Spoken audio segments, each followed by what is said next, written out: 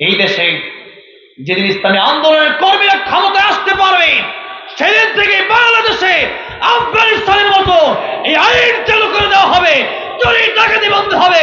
আল্লাহর কোন আইন ব্যবস্থা এই দেশে চালু করলে দেশের সমস্ত অশান্তি দূর হয়ে যাবে, ঠিক না বেঠিক? তার আগ পর্যন্ত শান্তি আসতে পারে না, সেটা আশা করাও যায়। আল্লাহ বলেন ফাইনালাহু মাইসাতান দঙ্কা। আমার আইন বাদ দিয়ে ব্রিটিশ আইন কি?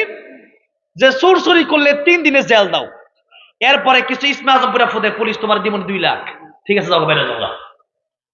আর আমি কেন চোরের বিরুদ্ধে বললাম?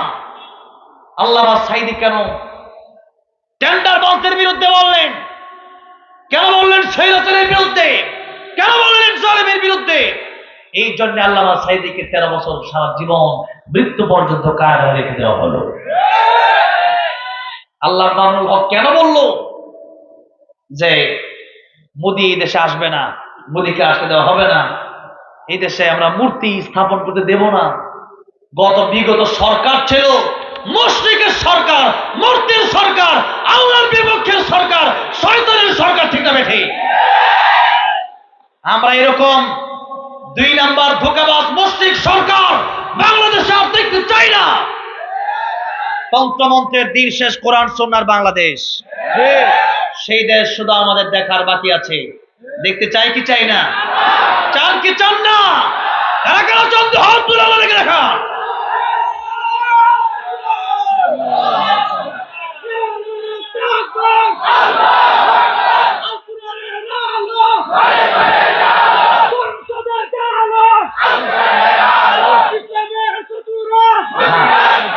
হাত নামান, আল্লাহ কবুল করেন।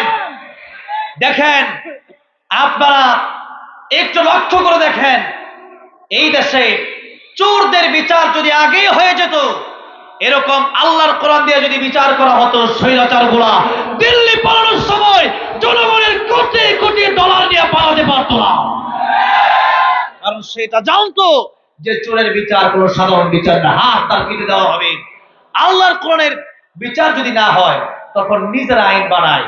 আল্লাহ বলেন তোমাদের আইন দুনিয়া চলবে না, দুনিয়ায় আমার, আর আমার কাছে ইলাইহি তুরজাউন, আবার ফিরে আসবা। সুতরাং আইন চলবে কার? আইন চলবে কার? তাবারাকাল্লাযী বিয়াদিহিল মুলক ওয়া হুয়া আলা কুল্লি শাইইন কাদির। ক্ষমতা কার হাতে? গোলামি চলবে কার?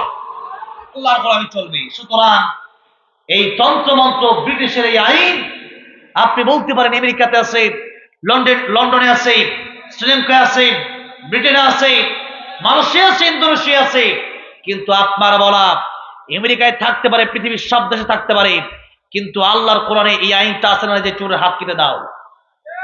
আছে না নাই বলে? এরপরে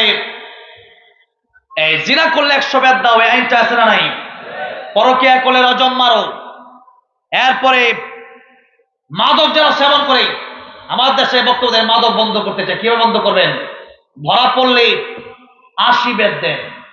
বেতের চোরে যখন পিঠে চামড়া থাকবে না, এই দেশের যুবকদের ইয়াবা, মাদক, পেন্সিলের মদ, গাঁজা বন্ধ হয়ে যাবে। আল্লাহর কোরআনের আইন ছাড়া এগুলো সম্ভব না। আপনি বলেন যে চোর, এগুলো চোর, এগুলার কি মানে? একটা চোরের কারণে আজকে দেশের কোটি কোটি মানুষের ক্ষতি হয়ে যাচ্ছে।